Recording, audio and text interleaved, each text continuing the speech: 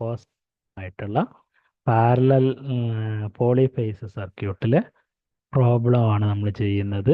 ചോദ്യം ഇതുപോലെയാണ്. ഒരു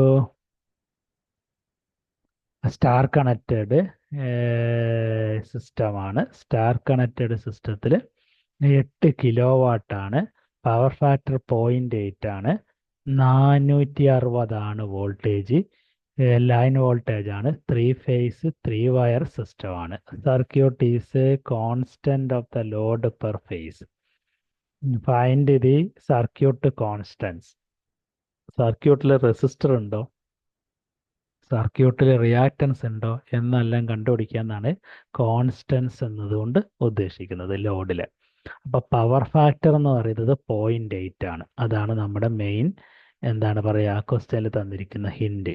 0.8 പവർ ഫാക്ടർ വരുമ്പോൾ തന്നെ നമുക്ക് മനസ്സിലാക്കാം അവിടെ റെസിസ്റ്റർ മാത്രമല്ല ഇൻഡക്ടർ ഉണ്ട്. കാരണം റെസിസ്റ്റർ മാത്രമാണ് ഉണ്ടായിരുന്നതെങ്കിൽ അത് 1 ആയിട്ട് മാറും. പവർ എന്ന് പറഞ്ഞാൽ 8 കിലോ വാട്ടാണ്. That is 8000 watt. ഇതിൻ്റെ ഇക്വേഷൻ നമുക്കറിയാം. √3 into VL into IL into cos തീറ്റയാണ്. കോസ് തീറ്റ നമുക്ക് തന്നിട്ടുണ്ട് 0.8.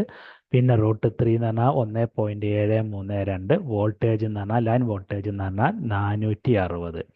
അപ്പോൾ ലൈൻ കറണ്ട് എന്ന് പറഞ്ഞാൽ 8000 ഡിവൈഡ് ബൈ √3 ഇൻറ്റു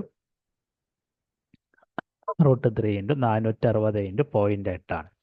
അപ്പോൾ അതിൻ്റെ വാല്യൂ 22.55 12.55 ആംപിയർ കിട്ടും.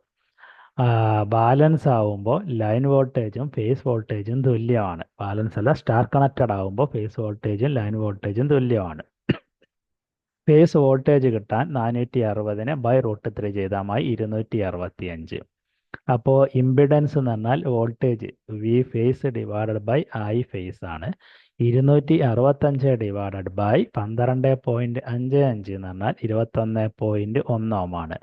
ആർ എന്ന് പറഞ്ഞാൽ സെഡ് കോസ് ഫൈ ആണ്, അല്ലെങ്കിൽ കോസ് തീറ്റയാണ്. അതായത് സെഡ് 21.1 ഇൻറ്റു 0.8 16.9.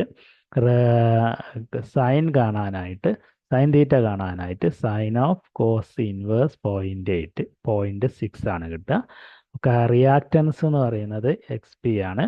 റിയാക്റ്റൻസ് എന്ന് പറഞ്ഞാൽ ZP ഇൻറ്റു സൈൻ തീറ്റയാണ്.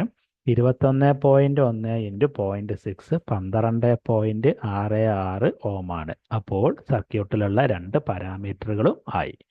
Thank you for watching this video.